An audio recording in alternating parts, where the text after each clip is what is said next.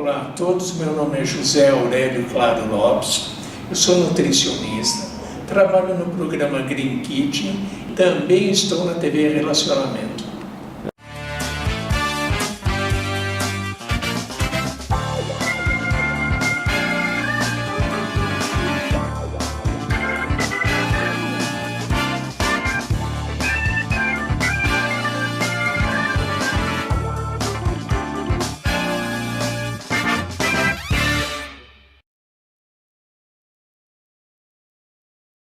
Olá, internautas, iniciamos mais um programa TV Call Center e hoje nós temos aí a honra e o prazer de entrevistar essa profissional aqui que tem só dado alegrias na área de atendimento ao cliente. Márcia Pollard, parabéns, você é muito respeitada na área, tá? Sempre a gente vê o carinho que todo mundo tem por você e diferente de muitos líderes, você é mais humanizada. Porque tem gente que gosta só de chicotada, né? Você tem aí um olhar diferente. Parabéns, tá? Obrigada, Kendi. Obrigada pelo convite, por poder ter o prazer de estar aqui com você e falar de uma coisa que é a minha paixão, que é a operação de call center, que é lidar no dia a dia com pessoas, com clientes, relacionamentos humanos de uma forma geral. Tá. Marcelo, você pode começar desde o início, aí, onde você nasceu, um pouquinho da sua trajetória, como você foi galgando novos postos também. Então vamos lá, vamos falar um pouquinho de carreira. Eu comecei a minha vida profissional com 18 anos, né, como recepcionista de um centro médico da AMIL, lá no Rio de Janeiro, eu sou carioca. E foi meu primeiro emprego, né, aquela coisa sem experiência, e dentro da AMIL, a AMIL investia muito no processo de oportunidade interna. Sim. E aí dentro da AMIL, em mais ou menos um ano, eu fiz um processo seletivo para operação de call center, e eu acho que aí eu encontrei o que eu iria fazer para a vida inteira, né? Então realmente, de atendente de call center na AMIL, atualmente diretora de gente e transformação na Contax, a minha vida toda profissional eu dediquei à área de relacionamento com clientes, à área de atendimento, trabalhei, fiz todas as posições ali de call center, fui atendente, instrutora, monitora, supervisora, e fui desenvolvendo toda a minha carreira em call center próprio, gestão de call center terceirizado, em operações de call center terceirizados. E aí, num determinado momento da minha vida profissional, eu identifiquei que eu ia, se eu tivesse que fazer um movimento em algum momento para sair da operação, que eu iria para uma área de gestão de pessoas. Excelente. E aí foi assim que a Márcia chegou na diretoria de gente e transformação na Contax. O transformação, inclusive, a minha primeira posição na Contax era diretora, de transformação. E a diretoria de transformação, ela tinha como uma proposta pensar em processos, pensar em oportunidades que a gente poderia gerar melhor engajamento das pessoas, oportunidade de tornar os processos mais fáceis para as pessoas. Olhar, hoje a gente fala muito de inteligência artificial, quanto que isso vai roubar empregos e tal, eu não acredito nisso. Eu acredito que a tecnologia, ela vai sempre vir para tornar a vida do ser humano melhor. Sim. E aí as pessoas vão ter que mudar também, né? Algumas profissões, exatamente. Então é estudar, se atualizar. As profissões vão mudando ao longo do tempo e a gente viu isso na história da vida. Exatamente. Né? As profissões vão mudando, o assessorista do elevador já não existe mais, mas provavelmente essa pessoa, se desenvolveu, ela foi e buscar oportunidade numa outra profissão. E aí a transformação vinha disso. E aí num determinado momento eu recebi o convite para assumir a diretoria de gente. E aí, quando eu assumi a diretoria de gente, eu falei, eu não vou abandonar o olhar da transformação, né? Porque a transformação é isso, como é que você todo dia busca ser alguém melhor que ontem, não alguém melhor do que os outros. E se isso é verdade para o ser humano, isso é verdade para o processo. Não significa que um processo é ruim, tá errado, né? Mas como é que todo dia você olha para alguma coisa que você executa, inclusive com perfeição, e fala assim, como é que pode fazer melhor? Né? E a transformação vem muito dessa busca incessante de ser melhor todos os dias.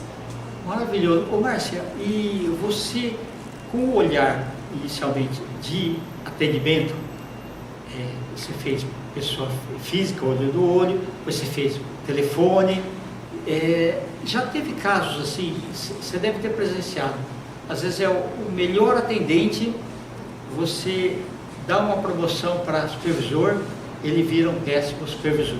Perfeito. Né? Porque determinadas coisas precisavam ser medidas antes, liderança e tudo mais. E também uma outra coisa, muitas vezes uma área, principalmente a área técnica, fala assim, olha, eu preciso de um profissional com esses requisitos aqui, tal, e um currículo maravilhoso. E você fala, não, tem que ser a pessoa, olha aqui, né? Mas aí é aquele negócio da ponta do iceberg, né? Então você contrata ele pelas habilidades técnicas, mas depois você tem que dispensar pelo comportamental. Eu queria que você falasse um pouquinho dessa. É isso. Eu acho que o maior erro que a gente escolhe no desenvolvimento das pessoas, que a gente comete no desenvolvimento das pessoas, é exatamente falar assim, fulano é perfeito fazendo isso, é o meu melhor, etc e tal, então ele é capaz de fazer aquilo. E isso vale para qualquer nível hierárquico, né?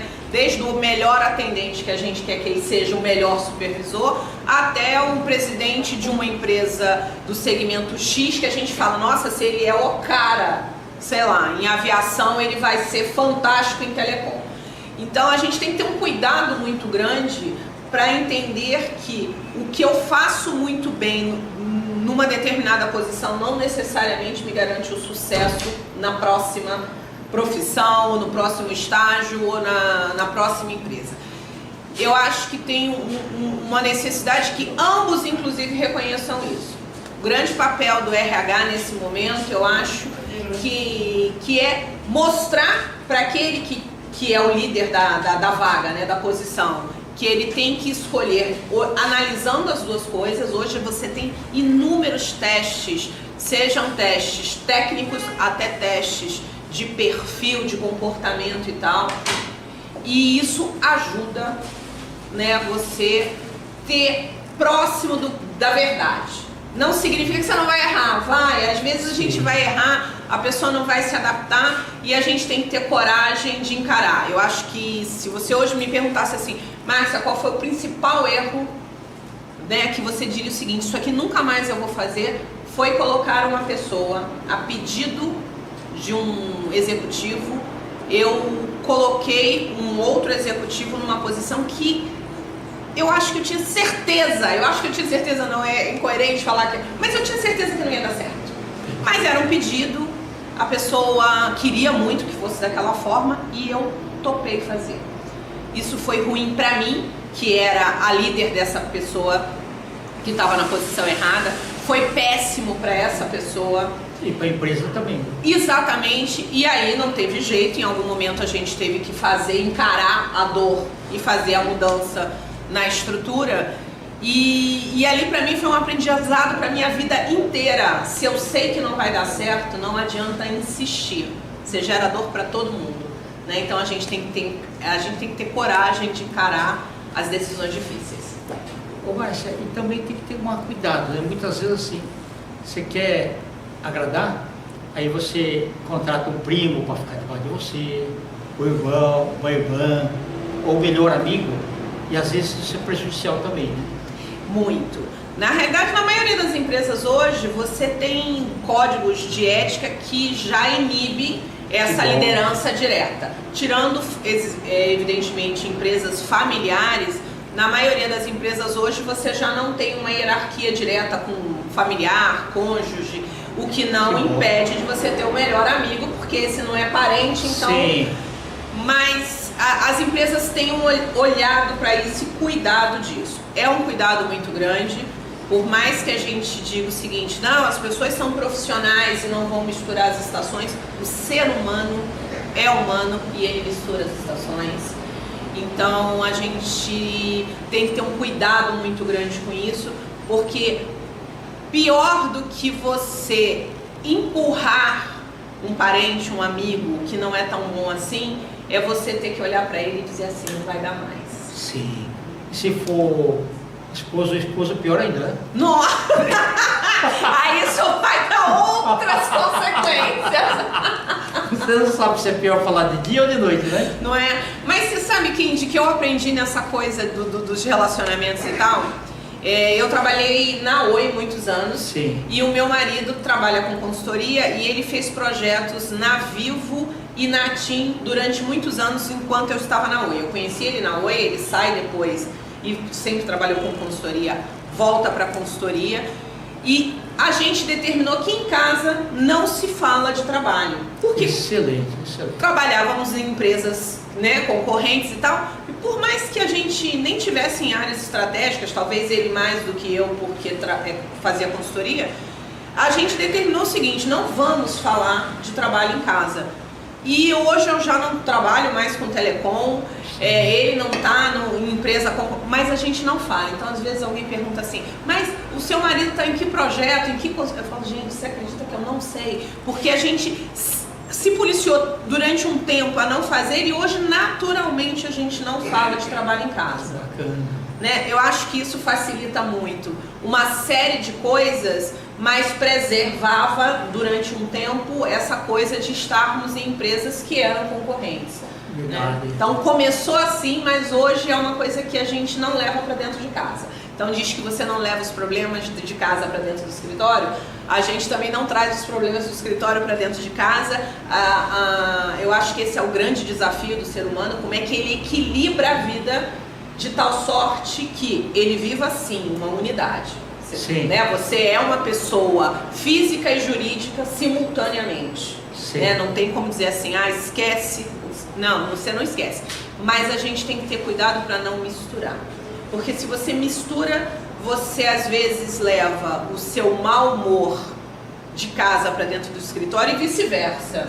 E isso atrapalha de um lado e do outro, né? Imagina todo dia você chegar em casa falando de algum problema do trabalho, teu cônjuge ter que ficar ouvindo isso, os seus filhos terem que ficar ouvindo isso, e vice-versa. Todo dia você chega no trabalho e fala, ai, porque hoje aconteceu isso, ai, porque meu filho não foi para a escola, ai, porque não sei o que, porque a secretária do lar não veio trabalhar, não sei o que. Aí você fala, gente, pelo amor de Deus, né? Verdade. Uma coisa de cada vez. E mesmo que seja home office, vale o mesmo conceito.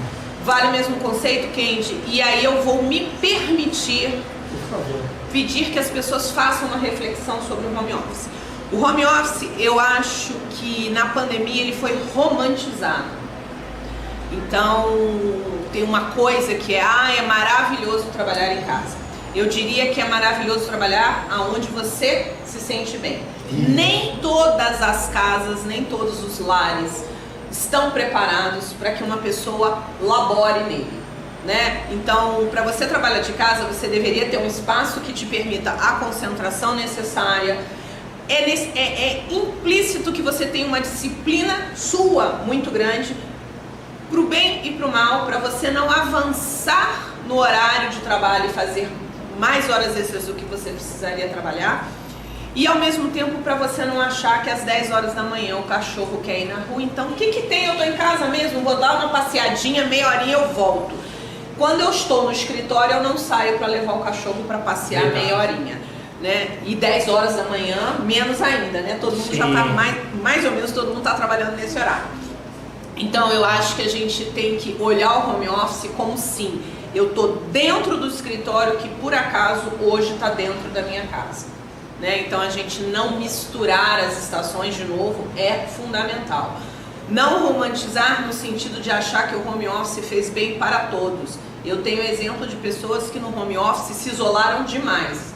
Né? A pandemia já pressionou muito esse isolamento e as pessoas em algum momento se viram o seguinte, né? Eu não tenho contato mais com as pessoas. O home office roubou das pessoas o cafezinho, que a gente dá uma parada. Aquele momento de descontração que precisava. Troca uma ideia, dá uma risada, se atualiza. O cafezinho roubou o happy hour. Porque você está em casa, é sério que eu vou me vestir para sair para encontrar alguém 7 horas da noite, 6:30 da tarde? Não sai.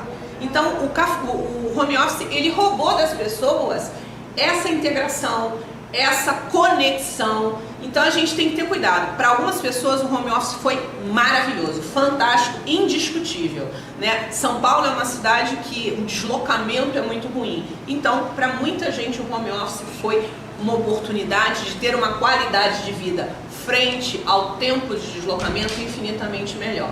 Mas a gente tem que ter cuidado para saber que nem todo mundo acha o home office a melhor coisa da face da terra, né? Porque não é. É verdade. E muitas separações aconteceram durante a pandemia, né? Aí você passa o dia inteiro dentro de casa, você já não tem outro assunto para falar, é isso, você deixa de se conectar com outras pessoas porque você já não quer sair, porque você está em casa, então você nem se arrumou. Uma coisa que me deixa maluca é quando a pessoa fala assim, eu vou entrar na meeting com a câmera fechada, porque hoje eu tô sem dignidade. Pelo amor de Deus, se você estivesse no escritório, você tinha tomado banho, se arrumado, penteado o cabelo, maquiado, calçado sapato, aí você quer fazer um home office de pijama, né? Aquela brincadeira do Jornal Nacional, eu tô vestida só daqui pra cima, entendeu? Inclusive a gente sabe que tem alguns micos que aconteceram durante esse processo de que abre a câmera, levanta e tá de short, tá, enfim, e que virou meme, né? Sim. Então eu acho que as pessoas não podem confundir, né? Trabalho é trabalho, casa é casa e não mistura, né? Casa é o lar, é o momento que você tem pessoal, é seu, da sua família, das coisas que te dão prazer, lazer e etc e tal. O seu trabalho, ele pode te dar prazer, deve inclusive, mas ele é trabalho, ele tem compromissos, metas, obrigações a serem cumpridas, né? Então a gente tem que andar junto, mas não pode misturar. Perfeito. Ô Márcia, nós estamos em instantes finais, quero que você volte outras vezes, que você deu uma aula magnífica aí de um olhar diferente, mas verdadeiro, né, que ele mexe com as pessoas. Você pode deixar seus contatos, por favor? Nós vamos escrever aqui também. Ah, claro. Márcia Polar, no LinkedIn também, Márcia Polar, acho, tá lá de bonezinho amarelo. No Instagram é Márcia Polar, o site da Contax www.contax.com.br, o e-mail é marcia.polar@contax.com.br. Ok, gratidão e muito obrigado. Obrigada, sucesso. Igualmente. Internautas, com os agradecimentos então a essa fantástica gestora, transformadora, Márcia Polar, nós finalizamos mais um TV Call Center. Um grande abraço e até a próxima.